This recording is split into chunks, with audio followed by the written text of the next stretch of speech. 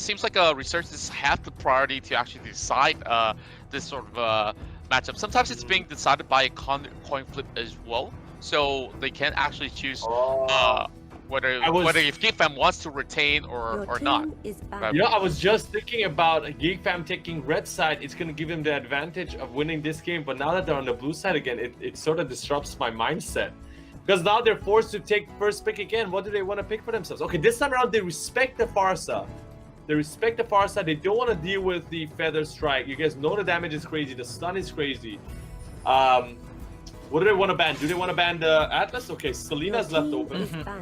Oh my goodness, I'm just watching you grow up after these passes. You're calling out picks and bans. I'm probably going to lose my job, but at least it was to you. I still need you guys. I need you guys to help me out here. I'm just copying from what you guys have taught me.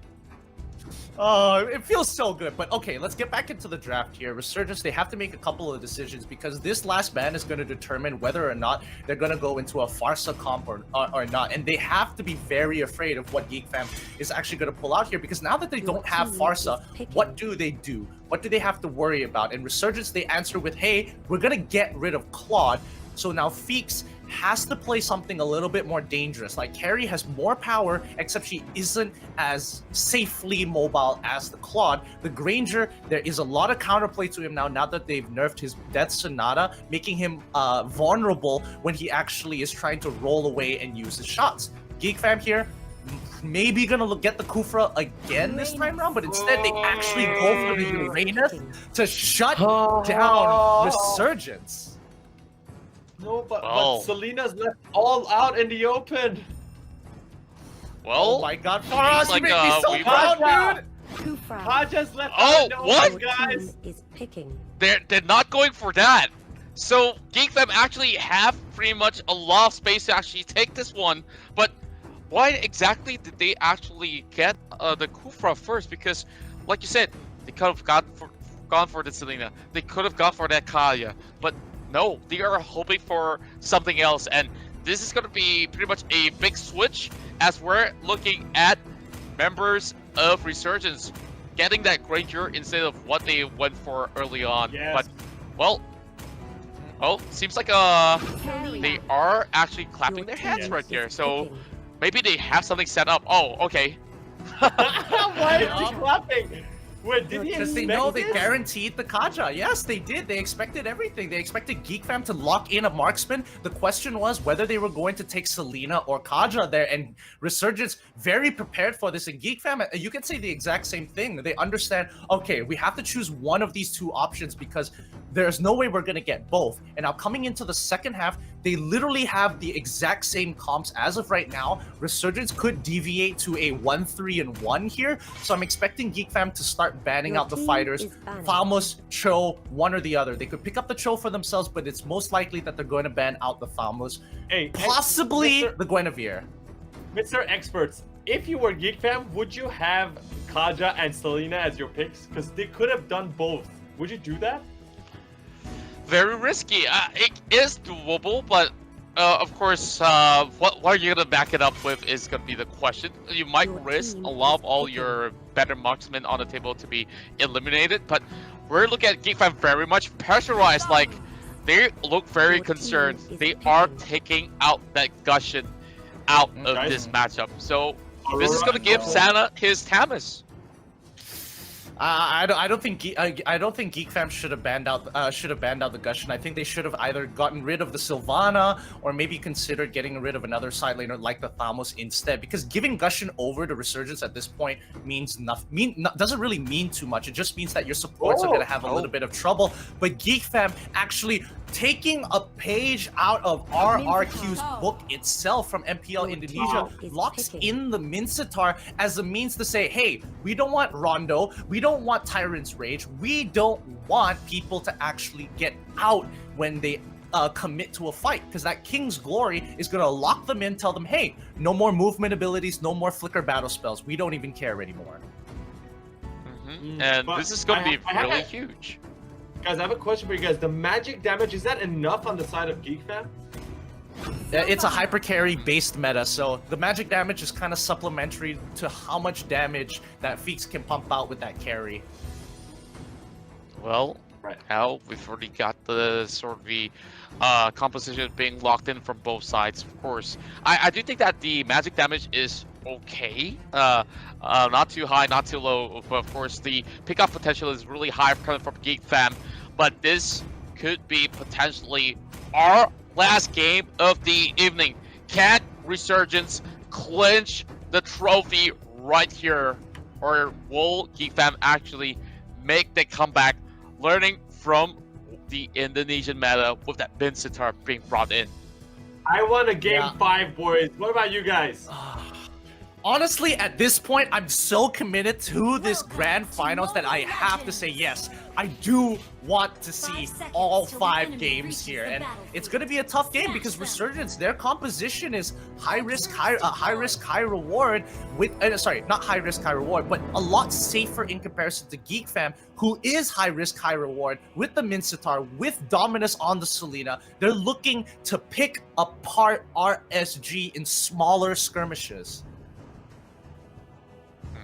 Now we are seeing, of course, a lot of all these sort of possibilities out there for both teams.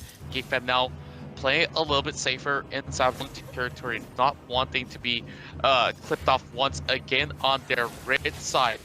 While over on towards the side of Resurgence, we are already seeing them, of course, taking their own buff, but they are going to be giving this one away, so they know how to actually trade it in the opposite section here. So great movements coming in from Resurgence.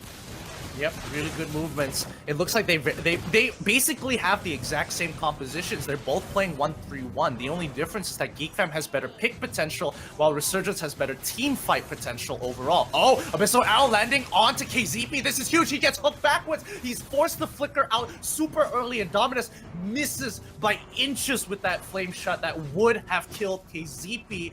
Nicely played from Resurgence, managing to defend against a potential pick. Oh no, Jason jumps right onto Feeks here after the Abyssal Arrow from Dominus landing onto Sync. And again, it's going to be a battle for the mid lane here for both Geekfam and RSG, as both of them are playing a 1-3-1 composition. Yeah, and over on towards this sort of composition, we are already seeing pretty much similar patterns coming out from both sides, of course, but Arts, of course, struggling to actually secure the revert crap. He'll possibly have to give this away for Resurgence, having 3 men up top. So this is going to be a little bit more of those sort of the camping by the corners of the river, as we are looking at Jason taking a little bit of that shot. Yeah, he just has to kind of hold his ground for now, and you can see that this is a very slow game for either side because they can't afford to make mistakes here. Resurgence playing passive because that's what their comp is designed to do. They want to play a little bit more passive. They want to wait for the mistakes from Geekfam before they collapse. And KZP, he's already there. He gets sucked on in by a big play, and Jason coming in with a flicker and the Tyrant's Rage to push them all back to disengage the team. But LY4 still alive with a little bit of life. The crescendo, using the Rondo to get on out of there, but the Rhapsody just eliminates Arts with that final hit of crit. Sync trading 1 for 1, both sides. Look at that gold graph. It is absolutely even.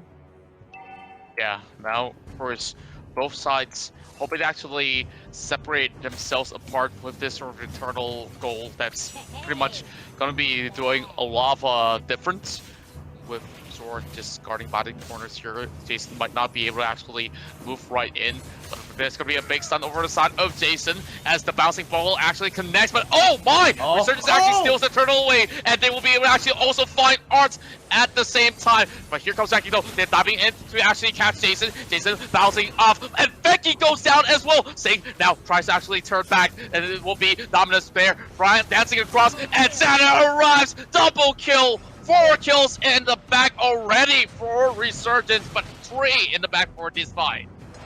Oh my goodness, this game is getting difficult because now RSG have actually capitalized on Geekfam's mistake. Geekfam, they've got to stick to their game plan of waiting to counter-engage Resurgence. If not, Zorn is going to be less effective trying to be aggressive with the King's Glory, because Resurgence could say, oh, you dropped down the King's Glory? Sure, we could sacrifice potentially 1 member, disengage, and then re-engage into the fight, because they have some really good engagement options to begin with. So Geekfam need to stick to their game plan and stick to what their composition is good at. If not, it's just going to be going downhill for the side of Geekfam. Yeah, and of course, we're already looking at Geekfam here, trying to actually do something a little bit more different, where they're splitting a couple of all these members all across the map, but Vix is actually getting chased down there by Jason, and oh my, over the top side though, big sort of shots coming out from Sync as well as LY4 as they were looking to secure that double kill, and that might just actually be a triple. Here comes the flicker, SKCP gets the kill as well. Now Resurgence opens up the top side, and Geekfam slowly faltering apart. Exact same mistake being made. Geekfam not sticking to their game plan here. They're getting a little too agitated, and Resurgence slowly getting into their head. They just have to keep waiting out these fights time and time again. Make Geekfam flinch, because the moment they flinch, Resurgence will grab them by the ankles and pull them under the water. Yeah. Now, of course, Geekfam now being a little bit more careful on their decisions. They don't seem to want to challenge this one, but oh, great attempt with the missile arrow. But this will still be Resurgence error actually taking the sort of the extra goal in the bag. Now, Zorvecki all alone though, and Jason hoping to actually connect a little bit of that sort of catch. Things are actually looking so well for Resurgence to actually take the title. If they can keep up with this sort of pressure, they need to actually exert a little bit more force. But of course, one step at a time, Zor's still trying to actually make sure that he keeps the tradition alive. But as for now, I'm really looking towards both sides here. Like, LY4 already so far ahead. Usually when he's this ahead, it's very hard for them to actually drop the ball. But Vix still needs a little bit more. He doesn't seem to have enough farm to get him going. Yeah, and not to mention that this is a pretty bad matchup for Feeks as well, because oh no, King's Glory's already been put up. Looks like Zorn is going to be the first to fall. A very big utility ultimate being used, and now they want to pick up Zorvecki with a Divine Justice as well. RSG going in half. They come in with a really big ultimate and turnaround here as the rest of Geekfam losing 3 members. This is just pure profit from the side of Resurgence.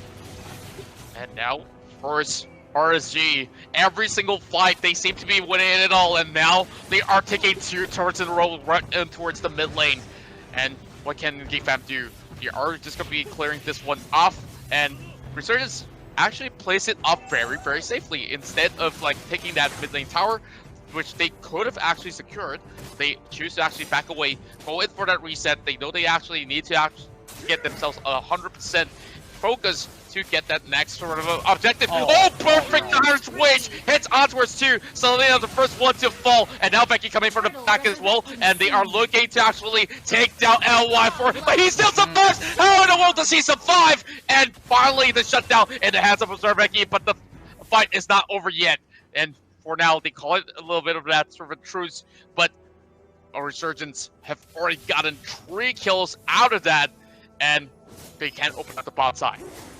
Geekfam, you can't keep doing this. Oh, Sync actually landing on the the Imperial Justice on up top of Zoravecki. Zoravecki using his ultimate to try and get out, but once again, he gets hit by the stun from Sync. An easy follow-up for the side of Resurgence, and now they are a very clear 5k ahead. But remember that Geekfam, right? These guys aren't the kind to back down from a fight. They will wait, they will calculate the odds until they can completely team wipe Resurgence, and that 5k difference is not going to mean anything. So Resurgence needs to slowly play this game and look for more advantages until they have a 10k to safely say, yes, I will end this for them. And of course now they're just bleeding all over the place, and Geekfam doesn't seem to have an answer to actually respond, and RSG is actually playing so smartly. Like, they are just looking to actually punish them again and again, and right now they can definitely toy around if they want to, but if they make a really big mistake diving in towards the base, then I think Geekfam might actually get a little bit more of that chance to actually come back up. But here it comes. KCP tries to go in with a Divine Judgment. Will catch over Zorn. He flickers away, still being left alive. And there goes Rebecca trying to actually shove things off. And Jason Cole getting pushed back as well, holding off that sort of wave, hoping that thing would not push right in. But Santa still trying to actually keep the rest of the Geekfam members at bay.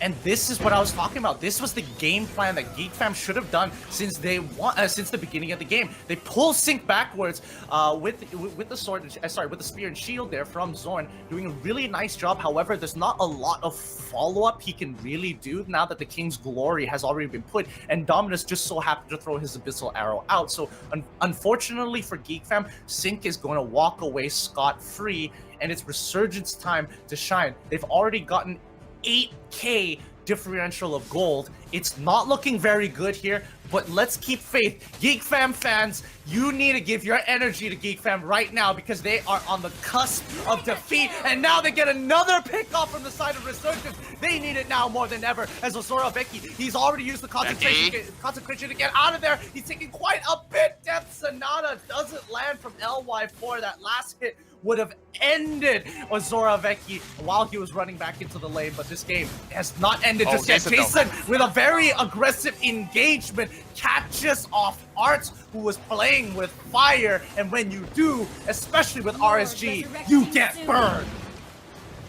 Now RSG looking to secure the mid side as well. Great Abyssal Arrow, but can they actually engage? No is the answer. Well, Becky will have to actually give way towards the members of RSG, but this is going to be the last inhibitor that's still pretty much left over the top side. Oh, perfect shot coming in from the side of LY4 as they will open up top.